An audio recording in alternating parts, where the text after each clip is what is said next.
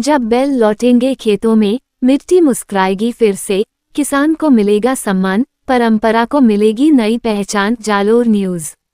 जालोर 24 अप्रैल 2025। कभी बैलों की धीमी चाल ही खेतों की रफ्तार हुआ करती थी। उनके सींगों पर बंधी रस्सियों से जुड़ा हल मिट्टी की गहराई में समाकर अन्न उपजाता था।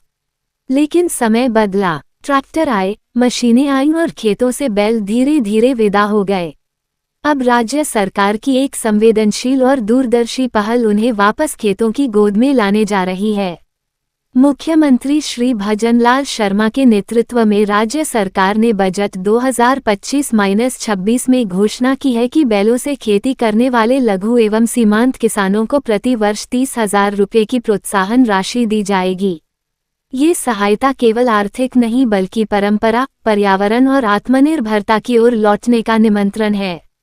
बढ़ती मशीनों की दौड़ ने जहां खेती में रफ्तार लाई, वहीं उससे जुड़ी जैविक संवेदनाएं और पर्यावरणीय संतुलन कमजोर पड़ा।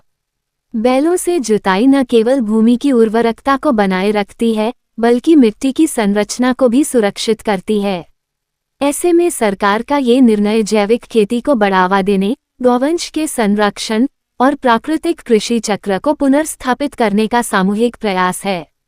इस योजना के अंतर्गत चयनित किसानों को गोबर गैस प्लांट लगाने के लिए सब्सिडी भी दी जाएगी। इससे वे खेत पर ही जैविक खाद तैयार कर सकेंगे, जिससे खेती की लागत घटेगी और उत्पादकता में इजाफा होगा। सरकार का मानना है कि गौपालन, पर्यावरण और उत्पादन तीनों का लाभ किसान को एक साथ मिलेगा।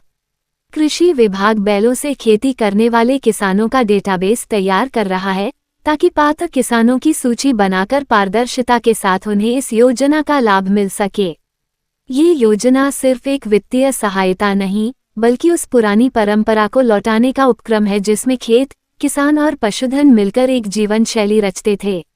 ये किसान के जीवन को नए आत्मविश्वास से भरने वाला कदम है, एक ऐसा बीज जो गौरव, हरियाली और आत्मनिर्भरता की फसल लेकर आएगा। ऐसी ही अनेक खबर देखने और सुनने के लिए जालोर न्यूज़ को ज़्यादा से ज़्यादा लाइक, शेयर, कमेंट और शेयर जरूर करें। धन्यवाद।